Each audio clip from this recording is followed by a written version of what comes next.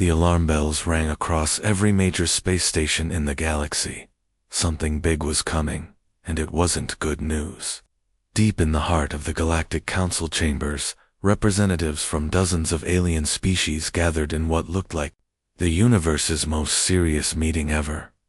Admiral Kethver stepped up to the podium. His see-through blue skin made him look like a walking hologram, but his expression was anything but fake. The room went dead silent as he spoke. Friends, the nightmare has returned. The Umbral swarm is coming back. You could hear a pin drop. Well, if pins existed in zero gravity and made sounds in vacuum, but you get the idea. Every alien in that room knew exactly what those words meant. Their history books were full of stories about entire planets going crazy, whole civilizations wiping themselves out because they couldn't handle their own fears coming to life. Way in the back, almost like they were the kids' table at a family dinner, sat the human representatives. Captain Jinwoo Park was trying his best to look serious, but honestly, he was having a hard time with it. Next to him, Lieutenant Suna Kim was taking notes on her tablet, though she kept glancing at her captain with that "please don't embarrass us" look. Nightmares, Jinwoo whispered, leaning over. What are we, 5 years old? Suna's elbow found his ribs faster than a space torpedo. Shut up, she hissed back. The big scary alien from the Krax Empire stood up next. Picture a 10-foot-tall warrior monk with anger management issues, and you're halfway there. His voice sounded like rocks falling down a mountain. This is not a joke, young species. The swarm doesn't just kill you. It reaches into your mind, finds what scares you most, and makes it real. Then it watches you destroy yourself. Around the room, other aliens nodded grimly. Some were already pulling up files on their computers, probably looking at old battle plans, or maybe shopping for the galactic equivalent of therapy sessions. But Jinwoo was still trying not to laugh.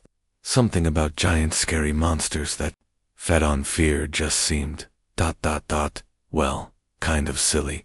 Like a bad horror movie his little sister would have loved. The meeting dragged on for hours. Lots of serious talk about mental preparation, building fear-proof bunkers, and training soldiers to fight their own thoughts. Finally, they took a vote on whether to tell humans the whole truth. The result, a big fat no. They decided humans were too emotionally weak to handle cosmic horror. If only they knew how wrong they were about to be. All across the galaxy, every alien species was freaking out in their own special way.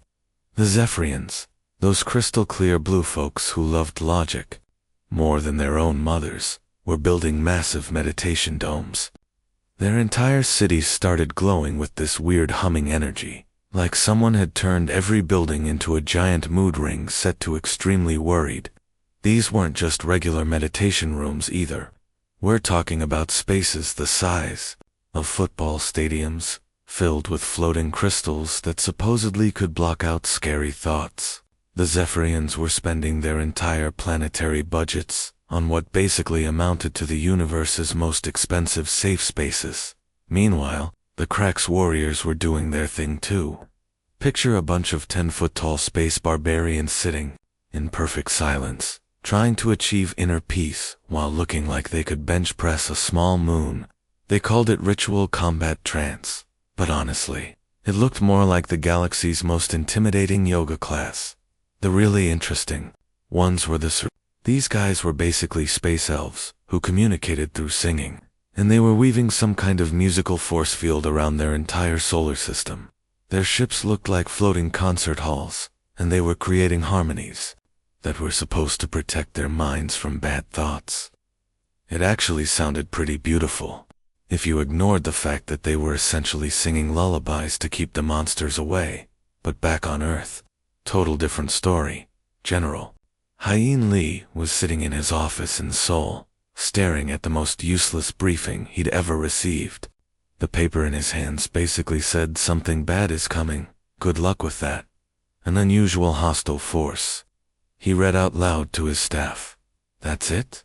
That's all they're giving us? Communications officer Yuri Choi was scrolling through her computer. trying to find any real information. "Sir, I've been monitoring alien communications all morning. They're scared out of their minds, but nobody's telling us why." "Maybe it's some kind of space flu," suggested Supply Officer Min Jin Han from the corner. "You know how aliens get dramatic about germs." Hyein just shrugged. "Well, whatever it is, we'll deal with it when it shows up. We always do."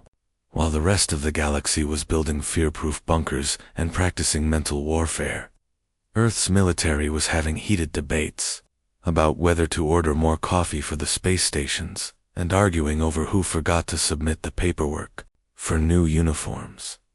If the aliens could see how casually humans were taking this, they'd probably faint on the spot. It was just another boring Tuesday on the new Busan mining colony when everything went sideways. Miner Min Ho Yoon was doing his usual equipment check, humming some old pop song and thinking about what to have for dinner. The mining tunnels were quiet, except for the steady hum of machinery and the occasional beep from his scanner. Then reality decided to have a complete meltdown. The air in front of Minho started twisting like someone was stirring invisible soup. Colors that didn't have names began swirling around, and suddenly, there it was, a writhing mass of slimy tentacles and way too many eyeballs, all staring at him with the intensity of a job interviewer who'd already decided to reject him. This thing was supposed to be the physical form of Minho's deepest fear. Those awful job interviews where you sit there sweating while someone judges your entire life. The cosmic horror expected screaming, maybe some fainting, definitely some running away in terror. Instead, Minho just sighed and kept holding his wrench. "Oh, come on," he said, sounding more annoyed than scared. "You look exactly like my old boss after he'd had too much soju at the company dinner." At least he asked better questions. The ancient nightmare creature, older than most solar systems, just ... froze. In millions of years of causing psychological warfare, nothing like this had ever happened. Where was the fear?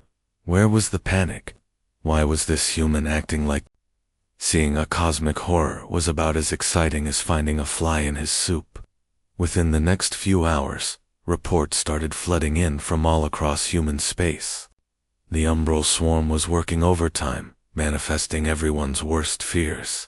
On Mars Station, they created giant spiders the size of small cars.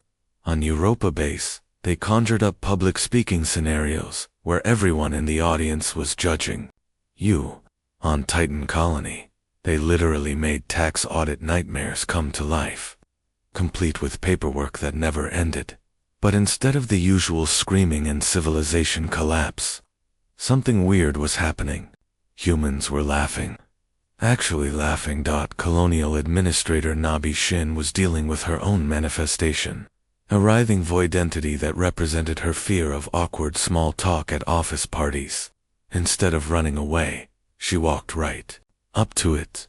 "So," she said casually, like she was talking to a coworker by the coffee machine, "how about this weather we're having?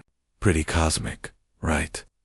The entity, which had existed since before planets formed, had absolutely no idea what to do with casual conversation.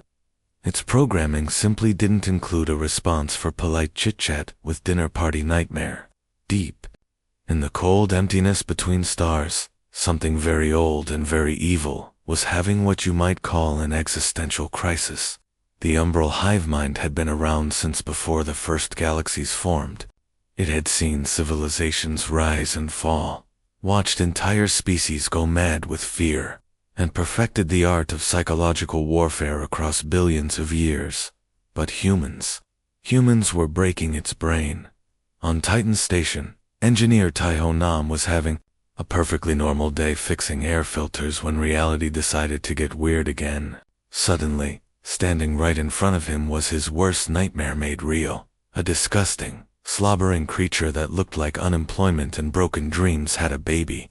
It represented every failed job application, every rejection letter, every time he'd ever worried about not being good enough. The creature expected Taiho to curl up in a corner and cry about his life choices. Instead, Taiho looked at this manifestation of career failure, and his face filled with genuine concern. "Hey there, buddy," he said, like he was talking to a lost puppy. "You look like you're having a really rough day. You know what? I run a support group that meets every Thursday. We talk about work stress and stuff. You should totally come." The nightmare creature actually flickered, like a broken TV trying to find the right channel. This wasn't in its programming anywhere. All across human space, the same bizarre pattern was repeating itself. Dr. Hannah Bay came face to face with her fear of getting sued for malpractice, a twisted legal nightmare with briefcases for teeth and paperwork for claws. Instead of panicking, she offered it free legal advice and recommended a good lawyer she knew. Over on the cargo ship Destiny, pilot Ji-hoon Oh encountered his deepest fear, dying alone in the vastness of space. The manifestation was this creepy shadow figure that represented loneliness and isolation. Ji-hoon's response: he invited it for coffee and asked if it wanted to talk about its feelings. The umbral swarm had spent eons perfecting fear. They knew exactly how every species would react to psychological warfare. But humans were treating existential dread like it was just another Tuesday problem that needed solving with kindness and maybe some group therapy. Back at Galactic Council headquarters, the monitoring stations were going crazy. Technicians stared at readings they'd never seen before. The umbral swarm's collective consciousness, usually rock solid in its certainty, was showing signs of something completely unprecedented. It was doubting itself. The umbral swarm was getting seriously annoyed. For millions of years, their fear-based strategy had worked perfectly. Show up, manifest nightmares. Watch civilizations crumble. Easy. But these humans were turning their ancient art of psychological warfare into some kind of weird comedy show, so they decided to go bigger. Way bigger. On Mars colony, Private Kiwan Jung was just finishing his patrol shift when reality bent itself into a pretzel. What appeared in front of him was supposed to represent his fear of being completely meaningless in the vast universe. A towering geometric nightmare with angles that shouldn't exist and shapes that hurt to look at. It was like someone had taken advanced mathematics and taught it how to be scary. But instead of having an existential crisis, Kiwan's eyes lit up like he'd just spotted a celebrity. "Oh, fancy," he said, immediately pulling out his phone. "This is going straight to social media. My followers are gonna lose their minds." He started recording, walking around the cosmic horror like a tourist at a landmark. "Hey there, big guy. Mind if I call you Geometric Gary? Can you do that spinny twisty thing again? The lighting in here is perfect." Gary. Yes, the ancient manifestation of cosmic insignificance was now Gary found itself actually posing for selfies. This was not in any of the swarm's training manuals. Over on Europa, things were getting even weirder. Diplomat Myra Song came face to face with her fear of social awkwardness, a writhing mass of embarrassment that looked like every uncomfortable conversation she'd ever had rolled into one nightmare creature. Myra's response: she pulled out a bag of chips from her jacket. "I brought snacks," she announced cheerfully to the manifestation of social anxiety. "Anyone want some? They're the good kind with the ranch flavor." I always find food makes awkward situations better. The cosmic horror of social discomfort had no idea what to do with someone who brought snacks to their own nightmare. But the real chaos was happening at the Marine base on Ganymede. Sergeant Doha Kong had turned the whole umbral invasion into entertainment. He'd set up betting pools on which type of horror would show up next, and his squad was keeping score like they were watching sports. 10 credits, says the next one's gonna be fear of public speaking, shouted one Marine. Nah, my money's on fear of spiders again.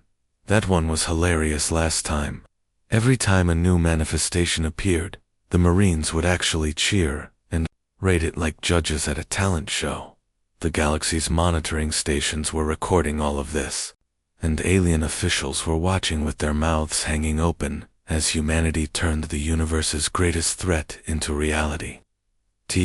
When humanity finally realized that their weird response to cosmic horror wasn't just luck but actually their secret weapon, they did what humans do best. They went completely overboard with it. Admiral Una Park was sitting in her command center, watching reports flood in from across human space. Every single encounter with the umbral swarm had the same result: humans laughing, aliens confused, and ancient nightmares having what looked like nervous breakdowns. "You know what?" she announced to her staff. "If these things want to get inside our heads, they're gonna get the full human experience within 48 hours. She'd ordered the deployment of something called laugh tracks, massive broadcasting stations that beamed Earth's funniest content directly at the swarm. We're talking about everything from classic comedy movies to internet memes to that video of the cat that falls off the table but pretends it meant to do it. But Admiral Park wasn't stopping there. Comedy clubs started opening on military bases. Stand-up comedians were suddenly getting combat pay and military rankings. The weirdest sight in the galaxy became watching a professional comedian in full battle armor, microphone in one hand, laser rifle in the other. Captain Yenna Lee volunteered to lead the first official humor offensive. Her weapon loadout: one rubber chicken, a collection of the universe's worst dad jokes, and the kind of confidence that only comes from years of making people laugh against their will. The results were incredible. When the umbral swarm encountered puns for the first time in their billions of years of existence, something in their ancient minds just broke. They literally couldn't process wordplay. It was like trying to run modern software on a computer from the Stone Age.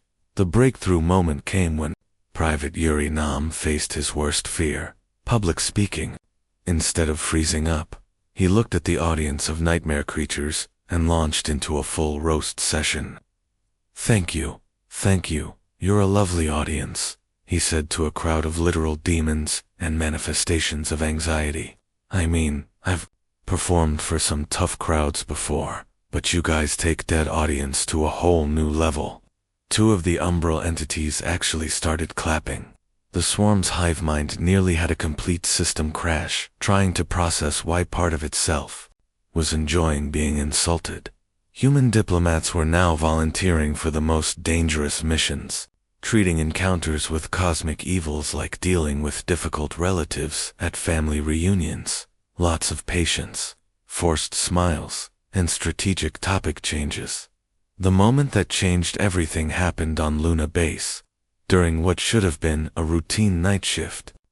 Comedy Sergeant Jin Wuan was doing equipment checks in the main hangar when the air itself seemed to tear apart like cheap fabric. What stepped through wasn't just another nightmare creature. This was the big boss, the prime manifestation of the umbral swarm. Picture pure, existential dread given form. A reality-bending entity that had been perfecting the art of cosmic horror since before Earth even existed. It was darkness and despair rolled into one terrifying package, designed to make people question why they bothered existing at all. The creature expected the usual response: screaming, crying, maybe some begging for mercy. What it got instead was Jinwoo, looking it up and down like he was judging a poorly dressed blind date. "Seriously?" Jinwoo said, crossing his arms. "You call that terrifying? My grandmother's disapproval was scarier than you, and she was 4 feet tall on a good day." The prime manifestation, consciousness, older than most solar systems, had never experienced anything like this.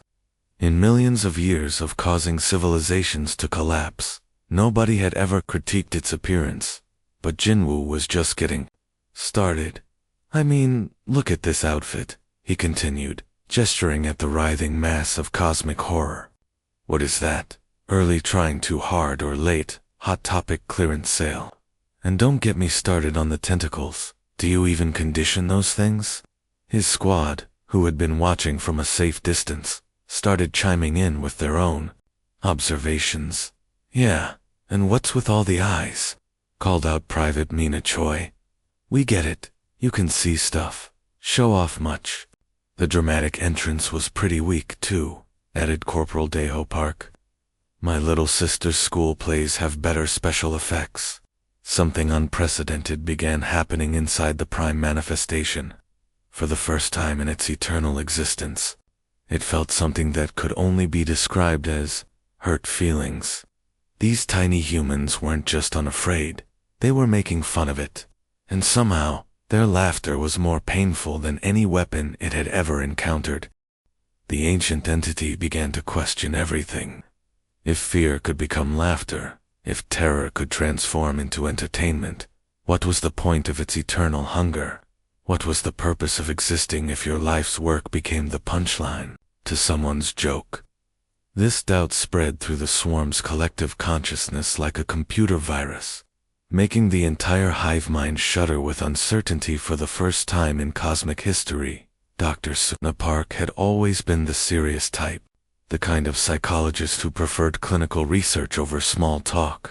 But when she started studying the umbral swarm's reactions to human behavior, she stumbled onto something that would change galactic history forever. "They're literally starving to death," she announced during an emergency session with the Galactic Council. The room full of alien representatives leaned forward as she explained her findings. "Think of fear as their food. When we laugh at them instead of being scared, it's like serving them poison instead of dinner." She pulled up charts showing brain scans and energy readings. Laughter creates this weird feedback loop in their system. They expect terror, but when they get comedy instead, their entire processing system crashes. It's like trying to eat backwards. The news spread across the galaxy faster than a viral meme. Suddenly, every species was scrambling to learn this mysterious human art of comedy. The results were absolutely hilarious, and not always in a good way. The Zephyrians, those superlogical crystal people, started delivering their boring analytical reports with what they thought was humor. "According to our calculations," one announced during a military briefing, "the probability of survival is 73.2%. This statistic walks into a bar. Nobody laughed, but they were trying. The Cracks warriors had even funnier results. These 10-foot-tall space Vikings started turning their battle cries into limericks. Picture a massive alien warrior charging into battle screaming, "There once was a swarm from deep space whose tentacles covered its face." It was ridiculous, but somehow it was working. Even the musical Serenians got in on the action, adding comic timing to their harmony songs. Their beautiful space concerts now included perfectly timed pauses for what they hoped were comedic effects. But the real breakthrough came when comedian Corporal Minho Jang set up the galaxy's first interspecies comedy workshop. Watching a crystalline Zephyrian trying to understand the concept of a knock-knock joke was both painful and hilarious. The Cracks kept forgetting punchlines and just roaring instead. The umbral swarm, meanwhile, was falling apart, denied their main food source and completely overwhelmed by an emotion they'd never encountered before. Individual entities started breaking away from the hive mind. The weirdest part, some of them weren't leaving. They were sticking around after. Failed attacks, lurking in the shadows, apparently trying to figure out how these jokes worked. Reports came in of nightmare creatures hanging around comedy clubs, tilting their heads in confusion whenever someone delivered a punchline. The strangest war in galactic history ended not with massive explosions or heroic last stands, but with thunderous applause echoing across space stations throughout the galaxy. The umbral swarm, those ancient devourers of civilizations, had been defeated by something they never saw coming. Humans who simply refused to take cosmic horrors seriously. Most of the swarm retreated back to the empty void between galaxies. But they weren't the same entities that had arrived. Something fundamental had changed in their ancient minds. Even weirder, some of them decided to stick around, apparently fascinated by this whole comedy thing that had broken their entire worldview. The sight of Lieutenant Hannah O patiently explaining joke structure to a writhing tentacle monster became the most shared video in galactic history. "See, it's all about timing," she said, as calm as if she were teaching a cooking class. "You set up the expectation, then you subvert it. The pause before the punchline is crucial." The tentacled nightmare creature, who'd started calling itself Bob for some reason, tilted what might have been its head and made a noise that could charitably be called an attempt at laughter. The Galactic Council, still trying to process how their greatest threat had been neutralized by dad jokes and rubber chickens, did the only sensible thing they could think of. They created an entirely new department, the Department of Zenith Comedy, with humans as the chief advisors. Ambassador Taiho Song became the first director of cosmic humor relations, working out of an office that looked like a comedy club had exploded. Rubber chickens hung from the ceiling, whoopee cushions were strategically placed on visitor chairs, and a sign above his desk read "Abandon Fear, all the who enter here." The galaxy quickly realized that humanity's greatest export wasn't advanced technology, powerful weapons, or even their weird music. It was something much more revolutionary, the idea that sometimes the best response to an uncaring, terrifying universe wasn't fear or anger, but laughter. Every species started incorporating humor into their daily lives. Zephyrian business meetings now included mandatory joke breaks. Cracks warriors practiced comedic timing between battle drills. Even the most serious diplomatic negotiations began with icebreaker jokes, and somewhere out in the cold void of space, ancient entities that had once consumed entire civilizations were gathered around in circles, practicing knock-knock jokes. They still didn't quite get the timing right, and their delivery needed work, but they were trying, and somehow, that made the universe a little bit brighter.